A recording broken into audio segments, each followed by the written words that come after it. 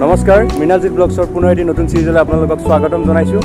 বৰ্তমান মই আহি উপস্থিত হৈছোঁহি কলীয়া ভোমোৰাৰ ব্ৰিজৰ এই ওচৰতে। আজি এই ভিডিঅ'টিত আমি গৈ আছোঁ শ্ৰী বৰদোৱা সত্ৰ তালৈকে। আজি যিহেতু পবিত্ৰ হোলী উৎসৱ আৰু এই সুযোগতে সকলোৰে মই হোলীৰ শুভেচ্ছা যাচিছোঁ। আমি আজি হোলী উপলক্ষে আমি বৰদোৱা সত্ৰলৈ আমি গৈ আছোঁ আৰু আজিৰ ভিডিঅ'টিত আপোনালোকে আমি বৰদোৱা সত্ৰলৈ গৈ হোলী উপলক্ষে যি উৎসৱৰ যি পৰিৱেশ সেয়া আপোনালোকক দেখুৱাবলৈ যত্ন কৰিম। গতিকে ভিডিঅ'টি শেষলৈকে চাই থাকিব আৰু ভিডিঅ'টি চাই কেনে পালে জনাব। আৰু ভিডিঅ'টি যদি চাই ভাল পায় তেনেহ'লে নিশ্চয় লাইক আৰু কমেণ্ট কৰাৰ লগতে চেনেলটি ছাবস্ক্ৰাইব কৰি দিব। বনে বনে পুৰে নাৰায়ণ মাথাত ময়ূৰৰ পাখি লৈ তাকে চাই আহোঁ আৰু এইকাৰণে আহিলোঁ। আৰু আমাৰ যিখন মহাপুৰুষ শ্ৰীমন্ত শংকৰদেৱৰ জন্মস্থান বৰদোৱা থানত প্ৰতি বছৰে আড়ম্বৰপূৰ্ণভাৱে দৌল যাত্ৰাৰ কাৰ্যসূচী কৰা। এইবছৰো 5 দিনীয়া কাৰ্যসূচীৰে দৌল যাত্ৰা আৰম্ভ হৈছে। আজি দ্বিতীয় দিন। আজি মূল গোসাঁই মূৰত ফাকু দিয়া হ'ব। সেই অনুষ্ঠানতে আমি যাব। বৰ্তমান আমি কলীয়া ভোমোৰা ব্ৰিজৰ ওপৰত উঠিম আৰু গৈ আছোঁ দৌল উৎসৱ চাবলৈ। কি পৰিৱেশ দেখা পাওঁ সেয়া আপোনালোকক দেখুৱাই গৈ থাকিম, গতিকে চাই থাকিম।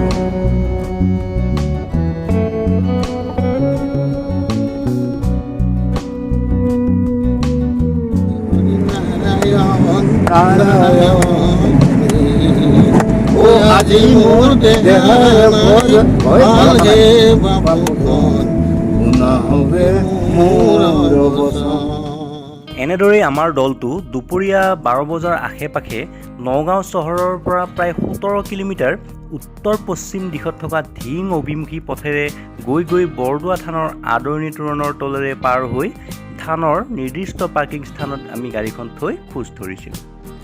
আহি আছোঁ এতিয়া।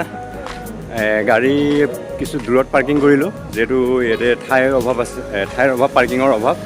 প্ৰায় 1.5 পৰা 2 কিলোমিটাৰ হ'ব চাগে অনুমানিক। এইখিনি খোজকাঢ়ি যাব লাগিব। খোজকাঢ়ি গৈ আছোঁ, যিহেতু ৰ'দটো দি আছে, কিছু গৰম লাগিছে। একো নাই, প্ৰথমতে গৈ সেৱা এটা কৰি লওঁ, তাৰপিছত তাৰ পৰিৱেশসমূহ আপোনালোকক দেখুৱাই গৈ থাকিম।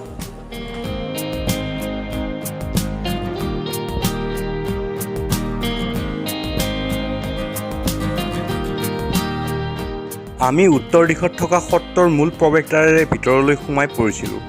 বৰদোৱা দৌল উৎসৱৰ ইতিমধ্যেই প্ৰথম দিনৰ গন্ধ উৎসৱৰ দিনা কীৰ্তন ঘৰৰ পৰা গোসাঁই অৰ্থাৎ শ্ৰীকৃষ্ণৰ মূৰ্তিভাগ উলিয়াই স্নান কাৰ্য আদি সম্পাদন কৰি ৰভাতলিত স্থাপন কৰি থৈছিলে আৰু আমি গৈছিলোঁ দ্বিতীয় দিনাখন। সেইদিনাখন গোসাঁই মূৰত ফাকু দিয়া উৎসৱ। আজি বিভিন্ন অঞ্চলৰ পৰা যোৱা ভক্তগণ ৰাইজে গোসাঁই মূৰত ফাকু আদি দি সেৱা আদি জনাব পাৰিব। আমি ভিতৰত প্ৰৱেশ কৰিয়েই নৈবেদ্য গৃহত আমি লৈ যোৱা শৰাই আৰু অৰিহণা আগবঢ়োৱাত প্ৰসাদৰ বাবে এখন কুপন আৰু ৰচিদ প্ৰদান কৰিলে। সেইখন লৈ কীৰ্তন ঘৰৰ সন্মুখতেই থকা শ্ৰীমন্ত শংকৰদেৱ গুৰুজনাই আউজি পুস্তক লিখা শিলিখাডাল দৰ্শন কৰি তেখেতৰ পদচিহ্নত সেৱা এটি জনাই কীৰ্তন ঘৰৰ চাৰিওদিশৰ পৰিভ্ৰমণ কৰিলোঁ। ইতিমধ্যেই গোসাঁইৰ মূৰত ফাকু আদি দি সেৱা জনাবলৈ ভক্তগণে কীৰ্তন ঘৰৰ ভিতৰত নাম কীৰ্তন আদি কৰি ভিৰ কৰিছিলহি। আমি যিহেতু জাতীয় সাজপাৰ পিন্ধি যোৱা নাছিলোঁ, সেয়ে বাহিৰৰ পৰাই আমি পৰিৱেশসমূহ লক্ষ্য কৰি গৈছিলোঁ।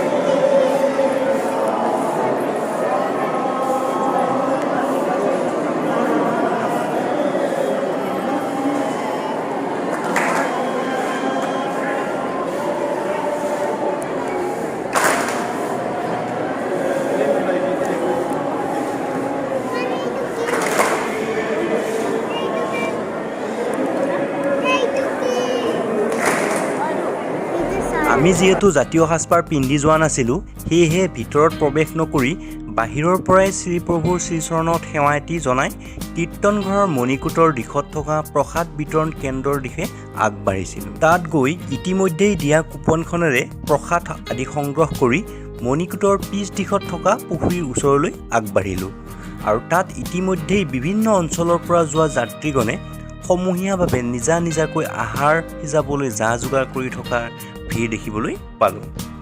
গুৰুজনাই যি সাঁচিপাতত লিখিছিল, এইবাৰ সেই সাঁচিপাতৰ গছকেইজোপা চাবলৈ কীৰ্তন ঘৰৰ উত্তৰ দিশত থকা সাঁচি গছকেইজোপাৰ ওচৰলৈ আহিছিলোঁ। সাঁচি গছকেইজোপা চায়েই এইবাৰ গুৰুজনাই নাম জপ আদি কৰি আকাশৰ পৰা নমাই অনা পানীৰ সেই আকাশী গংগা অভিমুখে আগবাঢ়িছিলোঁ।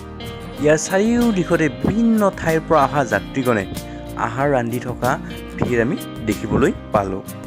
এইবাৰ তৃতীয় দিনৰ গোসাঁই ফুৰোৱা কাৰ্যসূচীৰ কীৰ্তন ঘৰৰ পৰা গোসাঁই মূৰ্তিটো দোলাত উঠাই বিভিন্ন জনগোষ্ঠীয় সাংস্কৃতিক সমাৰোহেৰে নাম কীৰ্তন আদি কৰি ফাকু খেলি ৰং ধেমালি আদি কৰি নিবলগীয়া দৌল মন্দিৰলৈ বুলি ৰাওনা হ'বলৈ দৌল উৎসৱ উপলক্ষে বাঁহৰ পতা মেলাৰ দোকানসমূহৰ পৰিৱেশসমূহৰ মাজেৰে আগবাঢ়িলোঁ।